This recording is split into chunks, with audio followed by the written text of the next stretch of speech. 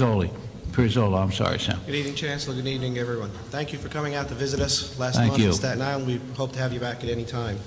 I would like to read our comments for the regulations of the SLTs from CEC 31.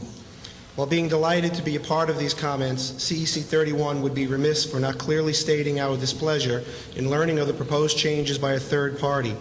Not only were those proposed changes not presented to the CEC by the DOE, the only mention of their existence was a blurb in an obscure section of the new, not-friendly DOE website. Among our concerns as we compare the existing regulations to the proposed changes are: 1. The existing regulations state, the responsibilities of the SLT are to develop and review the CEP and consult with the principal in developing a school-based budget and staffing plan aligned with the CEP. The new regulations are taking away the ability of the SLT to develop the CEP and are limiting the SLT to an alignment role where instead of working collaboratively to develop the CEP, they are to be consulted for review purposes only. According to New York State education law, the responsibility of the SLT is to develop and review the CEP. The SLT is not an advisory council to the principal or the DOE. Our second point is that the proposed regulations speak of mandatory SLT training. While CEC 31 agrees that training will empower all members to work together as a team, we are concerned about the structure of the training session.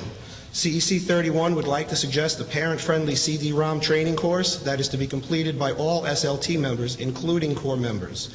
It is with personal experience that we have found that when SLT members understand their individual role as an SLT participant, as well as the role of other members, that true collaboration can begin and the best interests of the students are served. Number 3 is that CEC also feels that the SLT should have the ability to vote and not use consensus. There should be no mistake about the decision of any SLT. A yes or no is a clear and powerful statement. Voting is also in alignment with other aspects of parental involvement, such as PTAs and CECs. And our fourth concern is that we are most deeply disturbed by the creation of inquiry teams. While examining these proposed changes, CEC 31 is extremely concerned that with the creation of inquiry teams, the role of the SLT and parents has been reduced and marginalized. While we agree that inquiry teams will serve a purpose in collecting and interpreting data, CEC 31 feels inquiry teams should be a tool for the SLT, not a replacement. The mere fact that inquiry team is selected by the principal and does not have any parent involvement is of deepest concern.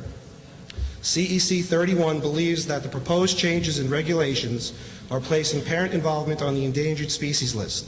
CEC 31 also believes that a decrease in parent involvement, participation, and collaboration would be a giant step backwards in time. CEC 31 would like to state that we cannot approve of the proposed changes to Chancellor's Regulations A655 as written.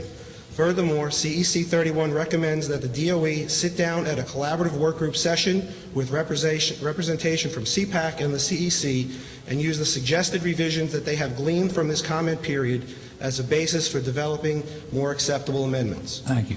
In conclusion, CEC 31 would like to point out that if the DOE were to continue with the approval and implementation of the proposed changes without the approval of the Community Council, there would be a direct contradiction with the statements made by Chancellor Klein that the DOE would be working with the CEC, allowing them greater input on policy and policy changes.